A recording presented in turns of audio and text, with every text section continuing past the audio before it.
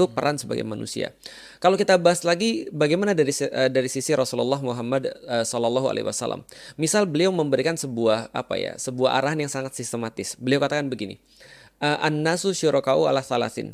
Sesungguhnya manusia itu berserikat dalam 3 hal. Jadi kita berbagi dalam 3 hal. Kata Rasulullah, yang pertama adalah al-kala, padang rumput. Yang kedua al-ma, air. Yang ketiga adalah wan-nar, dan api. Maksudnya api ini adalah barang-barang tambang.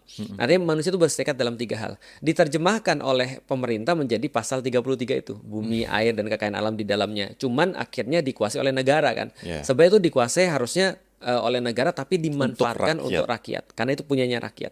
Maka di dalam sistem ekonomi Islam sebenarnya dibagi kepemilikan itu jadi 3. Pertama, kepemilikan individu, apapun yang kita boleh miliki sebagai individu, misalnya kayak kita punya rumah, kita punya mobil, kita punya jam, kita punya laptop dan segala macam. Yang kedua adalah kepemilikan umum. Nah, ini kepemilikan umum kayak misalnya hutan, lalu kemudian barang tambang, itu kepemilikan umum, ataupun air, itu kepemilikan umum, tidak boleh diprivatisasi. Lalu kemudian yang ketiga adalah kepemilikan negara. Nah, negara juga punya kepemilikan tertentu seperti misalnya kayak harta gonimah dan segala macam, fai dan seterusnya. Nah, artinya kalau dari segi ini juga Islam tuh membatasi bahwa ini tidak boleh dieksploitasi untuk kepentingan orang atau individual, tapi untuk kepentingan umum. Nah, itu dari segi sistemik. Dari segi adab ataupun perintah secara etika, Rasulullah itu melarang seorang muslim bahkan untuk memotong pohon ketika lagi perang.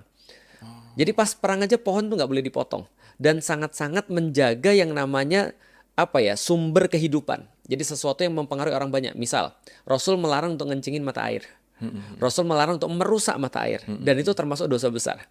Karena kenapa? Karena itu mudorotnya bagi semua orang. Rasul juga misalnya mengkonservasi lahan. Jadi di dalam Islam itu ada satu daerah namanya himmah.